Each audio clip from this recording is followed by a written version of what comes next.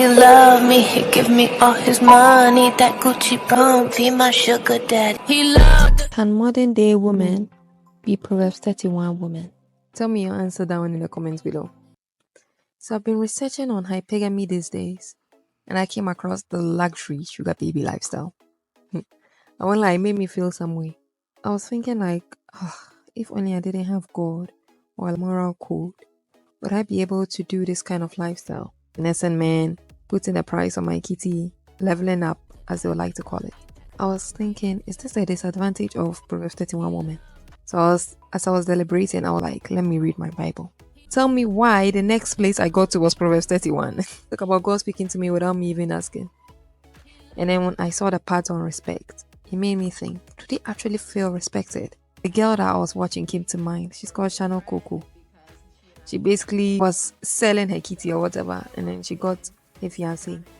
And she got her fiancee to propose to her. Ready with me as I tell you guys how I met my fiance. Disclaimer, if you're against selling that cat and putting a price on your kitty, I suggest you exit, because over here we got a price, baby. No, side girl, actually happy. You got him to propose to you. Do you actually love him? Can you live like this for the rest of your life? Is money really everything? Imagine their self-worth deep down. Take a good look at yourself. Without all the money and all the luxury items, who are you actually as a woman? The danger they are putting themselves in. Now people are giving so many different names to so many different things. Now prostitution is said, oh, I'm just putting a price on my kitty. I know lots of women are giving away their treasure away for nothing. Yes, and that makes no sense. But you giving yours away for a price doesn't make it better. The treasure God gave you is priceless. And that is why only the man who makes the biggest investment you can make to a woman, which is marriage, deserves it. People will say, oh yes, but there are bad marriages and 50% of people divorce, whatever. Yes, I know. But that's why you should trust God for your spouse and work on yourself. Work on yourself that you'll be the woman, the right woman for the right man. But don't make them an idol. Don't make your relationship an idol. Work on your relationships. If you're in a good relationship, don't think, oh, there are greener pastures or more fishes in the sea, so you just leave it. No. Work on yourself and work on your relationships. And no, this is not to look down on anyone. Seriously, no one is perfect. Heck, I was even thinking about it. I'm not perfect either. Many people think my whole channel is about saying about how perfect I am and how I don't do things. No, but I'm not perfect either. But God is. Let Him dictate your self-worth. I know poverty isn't fun. I've been there and I hated it. We all want the level to have soft life. Sprinkle, sprinkle. Work smarter, not harder. Am I right? This is not a soft life. This is not what working harder, not working smarter, not harder means. This puts a bad name on hypergamy because it makes it seem like, oh, hypergamy is just another name to call gold again. And I know sometimes when God is keeping too long in our situations, we tend to give up on Him and do things our way. Like Abraham and Sarah. What was taking so long? 15 years later, Sarah was like, let me give my maidservant to Abraham to fulfill the promise.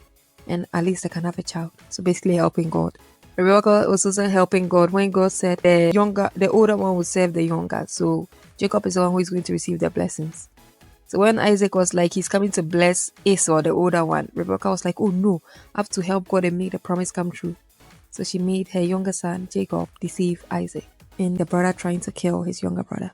If you are trusted in God, it wouldn't have done that. We tend to do things our own way and then we take the easy and faster route. Especially like me, when you're done with the whole degree and now no job. What do you want me to do? And that's why so many of these OnlyFans girls are uni graduates. It's crazy. And I feel them. I understand how it is. When you work so hard for a degree, yet reality says otherwise. But then what you are gaining from this OnlyFans or whatever, or selling your body, when you balance it on a scale, you losing your self-worth, your self-esteem, your respect, is it actually worth it in the long run? Stood to going on dates, traveling, and getting spoiled. Nothing more, nothing less. He respected the fact that I only wanted that and that's it, and he was fine with it.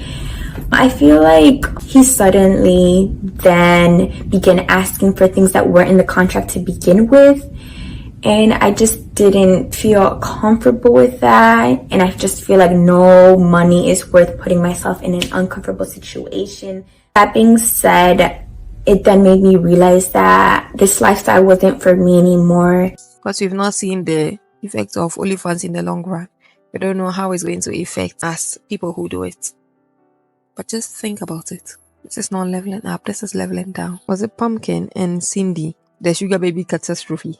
When they kept flaunting their lifestyle, Cindy kept flaunting that, oh, my sugar daddy this, that on TikTok. She got pregnant for him, and then yes, she's whistling like a mop.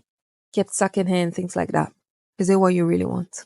21st century women, are they role models? We have all these women the younger ones look up to. These celebrities like Cardi B, Nicki Minaj, Ice Spice with their explicit songs, only talking about their V and sex and living the high life and being promiscuous and so on.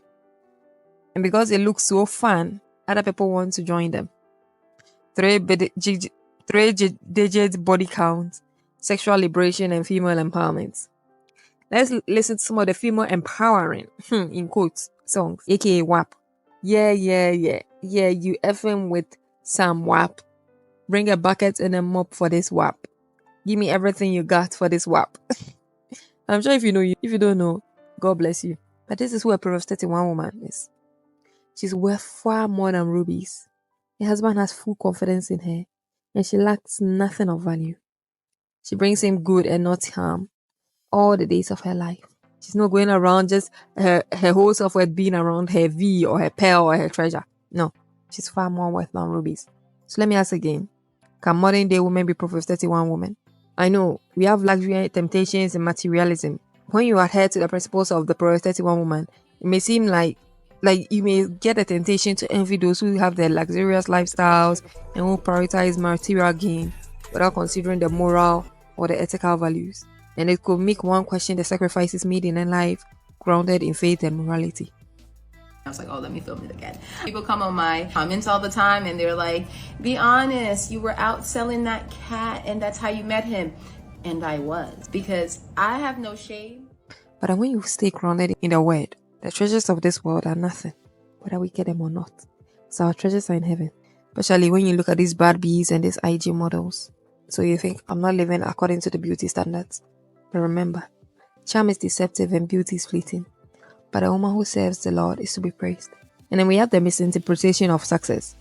So we have terms like black girl luxury and then soft life, which may imply that, oh, the Proverbs 31 lifestyle is hard or less glamorous. So that's when you start to misinterpret success solely in terms of material positions. But that's not what do not settle means. When you live this kind of lifestyle, right, you start to have a distorted perception of relationships. Sugar baby to fiancé. Everybody in the comments were calling it a dream life. May seem enticing, but it leads to a distorted perception of relationships, where financial gain becomes a primary focus, and then overshadows the emotional and spiritual aspects of a healthy partnership. Proverbs 31 women are hypergamous, but the primary focus is an equally yoked relationship with a godly man who she loves and serves and submits to as he submits to God. So can modern day women be Proverbs 31 women? Yes. And these are some of the qualities that we are going to go for. Modesty and purity. The Bible stresses on modesty and purity in actions and thoughts, as seen in Timothy. Modesty isn't just based on what we wear, but what we think and what we see. And you respect your body. So we know that our bodies are the temple of the Holy Spirit, and we are supposed to honor God with our bodies. And when you are sleeping with these plenty people getting so tight, it's you that you are affecting. You're not being able to move on from a toxic relationship because of the bond. Yes, you are hitting your own self. We focus on inner beauty. Yes, we can be pretty, we can look good, but then our endowment should not just be external, but a gentle and quiet spirit, which in God's sight is marvelous. And we guard our own heart and mind. We guard our hearts from toxic relationships, and we guard our eyes from what we see, not watching shows that couldn't still last. And if you want to know more on true love, I have a free ebook just for you. Link is in the bio. Make sure you like, comment, and subscribe, and I'll see you in a video on how to be a godly feminine woman. For God so loved you that he gave his only son, so you and I will believe in him and not perish, but have a